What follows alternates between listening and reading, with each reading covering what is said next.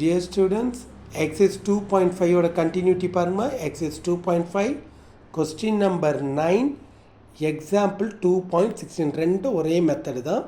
example 2.16 பாருங்க. show that the equation z square equal to z bar as 4 solution. இந்த கொஸ்டின்ஸ்க்கு 4 solutions கிடைக்கும்னு இருக்கு. இந்த சம்முக்கு 5 சொல்யூஷன் இருக்கு. ஓகேவா? ஓகே, 4 சொல்யூஷன் கண்டுபிடிக்க. இந்த ஃபார்மில் எப்போவுமே நிறைய இடத்துல யூஸ் ஆகும், படிச்சு வைங்க. மாடுலஸ் ஜெட் ஹோல் ஸ்கொயர் தான் ஃபார்முலா என்னத்துமா? ஜெட் ஜெட் பார். மாடுலஸ் ஜெட் மேலே பார் இருந்துச்சுன்னா பார் போயிடும். ஓகேவா? இப்போ செம்ம பாருங்கள், உங்களோட ஒரிஜினல் கொஸ்டினை எடுத்து எழுதியாச்சு. ரெண்டு பக்கமும் மாடுலஸை இன்ட்ரடியூஸ் பண்ணுங்கள். மாடுலஸ் போட்ட உடனே இந்த பார் போயிடும். இந்த ப்ளஸ் இங்கே வந்து என்ன ஆகிடும்? மைனஸ். இதில் இந்த மாடுலஸ் ஜெட் 2 தடவை இருக்குது, இங்கே ஒரு தடவை இருக்குது. ஒரு தடவை காமனாக வெளியில் எடுத்துட்டிங்கன்னா மீதி ஒரு தடவை இங்கே இருக்கும். மைனஸ் இங்கே என்ன நம்பர் இருக்குது? 1 ஈக்குவல் டு 0. இங்கே வேணால் 1 வேணால் நீங்கள் போட்டுக்கலாம். மைனஸ் இந்த 0வை 2 பேருக்கும் தனித்தனியாக கொடுங்க. மாடுலஸ் ஜெட் ஈக்குவல் டு 0, அது ஒரு ஆன்சர்ஸ், இது ஒரு answers. Modulus Z equal to 0னா மாடுலஸ் போய்டும், ஜெட் ஈக்குவல் டு 0, ஒரு ஆன்சர் ரெடி, ஒரு சொல்யூஷன். இந்த -1 இங்கே வந்துச்சுன்னா +1. ஸ்கொயரிங் ஆன் போத் சைட், அது வேணால் இங்கே எழுதிக்கங்க. Squaring on both side. 1 square 1. Modulus Z square ஃபார்மில் மேலே இருக்கு பாருங்கள், எடுத்து எழுதிக்கங்க. இப்போ நான் உங்களை என்ன கேட்குறேன், ஜெட் பார்னா என்னது? உங்களோட ஒரிஜினலில் பாருங்கள். ஜெட் பார்னா என்ன? Zed square. அப்போ இது மல்லிப்பனா ஜெட் கியூப் ஈக்குவல் டு 1. இந்த 1 இங்கே வந்துச்சுன்னா என்ன ஆகிடுமா? -1 ஈக்குவல் டு என்ன? 0. இது ஈக்குவேஷன் நம்பர் 2. அப்போ பவர் 3 இருக்கா? பவர் 3 இருந்துச்சுன்னா எத்தனை சொல்யூஷன் உண்டுன்னு அர்த்தம்? 3 சொல்யூஷன். நம்ம 10th படித்தோம் இல்லையா?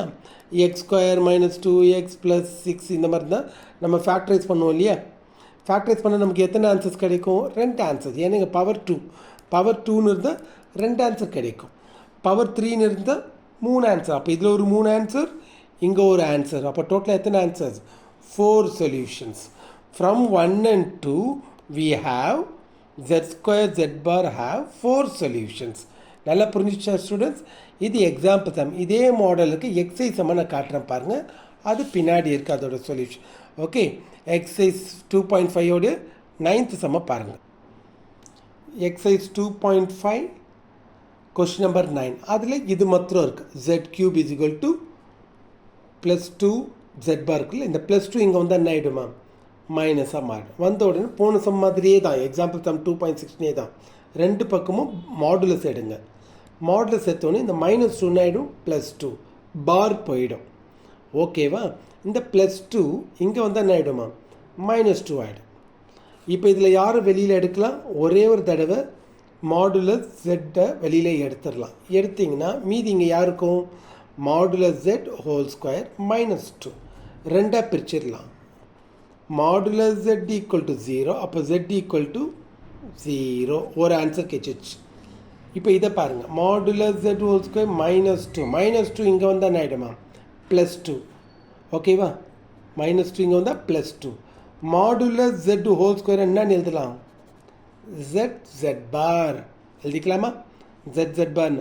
அப்போ z பார்னா யார்? அது இங்கேருந்து வந்தது. இதோ இருக்குது பாருங்கள். உன்னோட ஒரிஜினல் கொஸ்டின் இருக்குல்ல, அதில் இந்த -2 கீழே கொண்டு வந்துடணும். கொண்டு வந்தால் யார்? z பார் ரெடி. அந்த z பாரை இங்கே கொண்டு வந்து போட்டால் சரி.